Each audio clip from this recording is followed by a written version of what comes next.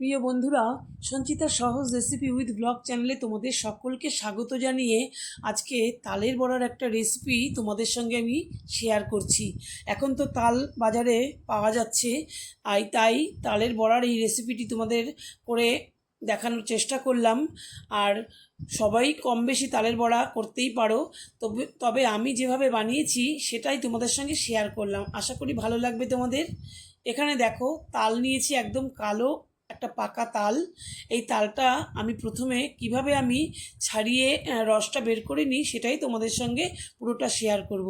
এখানে দেখো, এর তালের যে মাথার যে বোটাগুলো, এগুলোকে এরকম একটা একটা করে ছাড়িয়ে নিতে হবে। প্রথমে বোটাগুলোকে ছাড়িয়ে নিয়ে তারপরে তালের এই গাটাকে ছুলে নেব।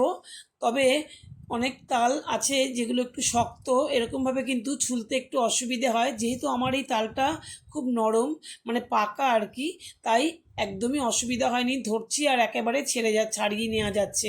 এরকম কালো রঙের তাল বন্ধুরা তোমরা যদি বাজার থেকে কিনতে পারো, এই তালগুলো কিন্তু মানে একটু লালচে তালের থেকে তুলনামূলক একটু মিষ্টি হয়, খেতে ভালো হয়।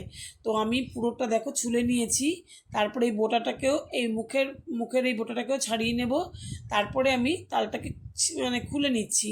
দেখো, আমি ভাগ করে নিয়েছি, 3টে ভাগ হয়েছে। 3টে ভাগের মধ্যে এখানে অনেক সময় তালে 4টেও বীজ পাওয়া যায়, এখানে 3টে বীজ হয়েছে ভাগ করে নেওয়ার পরে। এবার আমি এই তালের আটিগুলোকে একটা থালার মধ্যে নিয়ে নিলাম। নিয়ে আমি প্রথমে কিছুটা জল দিয়ে দিয়ে এই একটু চটকে নরম করে নেব। তাহলে কি হবে, তালের গা থেকে যে কাতটা বের করতে সুবিধে হবে। একটু জল দিয়ে একটু ভিজিয়ে নিচ্ছি। তারপরে আমি এগুলোকে ওই একটা যে ঝাঁঝরি থালা আছে, প্রত্যেকেরই কম বেশি এই থালা থাকে, নিচে আর একটা থালা নিয়ে নিয়েছি। এবার দেখো, এই যে ফুটো ফুটো করা ঝাঁঝরি থালা, এর মধ্যে আমার সুবিধে হয়, তাই এর মধ্যেই কিন্তু আমি তালের কাতটাকে, তালের আটিটাকে ঘষে ঘষে কাতটাকে বের করে নেব। এই পাল্পটাকে বের করে নিচ্ছি দেখো। আর আমার কিন্তু একটু আঁশ থাকবে না তালের যে পাল্পটা বেরোবে তাতে। আশা করি বন্ধুরা রেসিপিটা তোমাদের ভালো লাগছে। তোমরা কিন্তু লাইক আর কমেন্ট করে আমার পাশে থেকো, পুরো ভিডিওটা দেখো।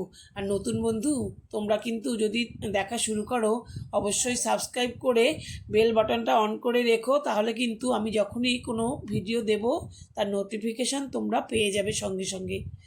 দেখো, তালের কাতটা আমি নিয়ে নিয়েছি, 1 থালা মতন হয়েছে। রসটা আমার পুরোটা লাগবে না, আমার যতটুকু লাগবে ততটুকু নেব বড়া করার জন্য। আর কী দিয়ে আমি করছি সেটা তোমাদের দেখাচ্ছি।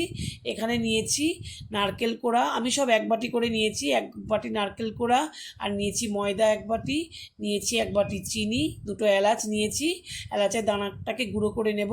আর নিয়েছি আমি দেখো কাঁঠালি কলা 4টে নিয়েছি, একটু বড় বড়, একটু নরম মতন। আর নিয়েছি চালের গুঁড়ো 1 বাটি, আর নিয়েছি একটা 10 টাকা দামের আমুলিয়ার প্যাকেট, গুঁড়ো দুধের প্যাকেট। তো এটা দিয়ে আমি প্রথমে কলাগুলো আমি একদম চটকে মেখে আর কি এর কাতটা বের করে নিয়েছি। কলাটা খুব সুন্দর করে নরম করে নিয়েছি। আর তারপরে আমি একে একে জিনিসগুলো সব মিশিয়ে দেব। প্রথমে দিলাম দেখো চালের গুঁড়ো, তারপরে দিচ্ছি ময়দা, এরপরে আমি এখানে দেব নারকেল কোড়া, এরপরে আমি মিশিয়ে দেব চিনি, আর সবশেষে দিচ্ছি আমি যে তালের যে কাতটা বের করে রেখেছিলাম, সেই তালের রসটা আমি এখানে কিছুটা দিয়ে দেবো, যতটুকু আমার প্রয়োজন ততটুকু আমি দিয়ে মিশিয়ে নেব।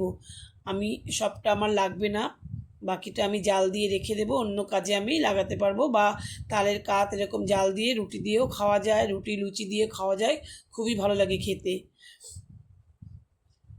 এবারে আমি খুব ভালো করে এটা মিশিয়ে মেখে নিচ্ছি।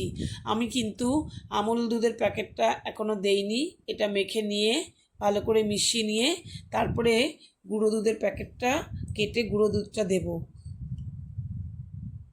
আমার খুব ভালো করে মাখা হয়ে গেছে। এরপরে গুঁড়ো দুধের প্যাকেটটা কেটে গুঁড়ো দুধটাও দিয়ে দিলাম। আর তার সঙ্গে আমি দেব বেকিং পাউডার, যেহেতু বড়াটা আমি ভাজবো একটু ফুসফুসে হয় যাতে, তার জন্য বেকিং পাউডার দিয়ে দিলাম 1/2 চামচ মতন। তারপরে দেবো দেখো এখানে হাফ চামচ মৌরি দিয়ে দিলাম, আর একটুখানি এলাচ দানা গুঁড়ো করে রেখেছিলাম, কুটে রেখেছিলাম, একদম থেতো করে রেখেছিলাম এলাচ দানাগুলো, সেটা এলাচের গুঁড়োটা দিয়ে দিলাম। খুব ভালো করে মেখে নিয়েছি। এবার কড়াইতে দেখো আমি রিফাইন তেল দিয়ে দিয়েছি গরম করার জন্য। তেলটা একটু বেশি গরম হয়ে গিয়েছিলো জন্য দেখো কড়াইটা একটুখানি সাইড দিয়ে লালচে হয়ে গেছে। তারপরে এবার আমি কড়াইতে কিন্তু গ্যাসের আঁচটা কমিয়ে দিয়ে তারপরে বড়াগুলোকে কিন্তু ভাজার জন্য দেব। দেখো দেওয়ার সঙ্গে সঙ্গে কী সুন্দর বড়াগুলো একটু ফুলে উঠেছে।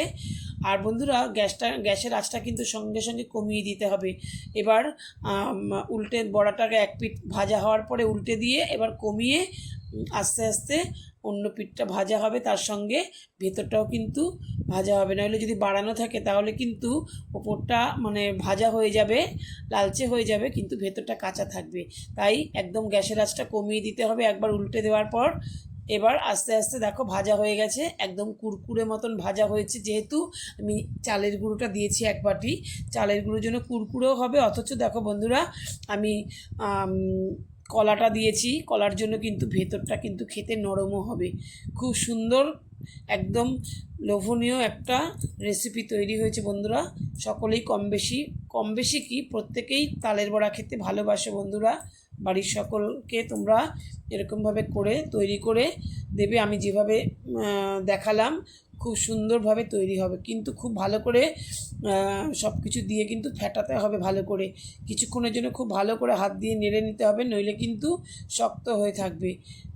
সেটাকে কিন্তু ফলো করতে হবে। আমি কিন্তু এই দুভাগে আমি কড়াইতে নিয়ে আমি বড়াগুলো ভেজে নিলাম। আমার বড়া ভাজা এটাও কিন্তু হয়ে গেছে, তোমাদের দেখিয়ে দিলাম। দেখো, আশা করি বন্ধুরা রেসিপিটা তোমরা পুরোটা দেখেছো। আর তোমাদের সকলকে পুরো ভিডিও দেখার জন্য অনেক ধন্যবাদ জানাই। সকলে সুস্থ থেকো, ভালো থেকো। দেখা হবে পরবর্তী ভিডিওতে। সকলে ভালো থেকো, সুস্থ থেকো।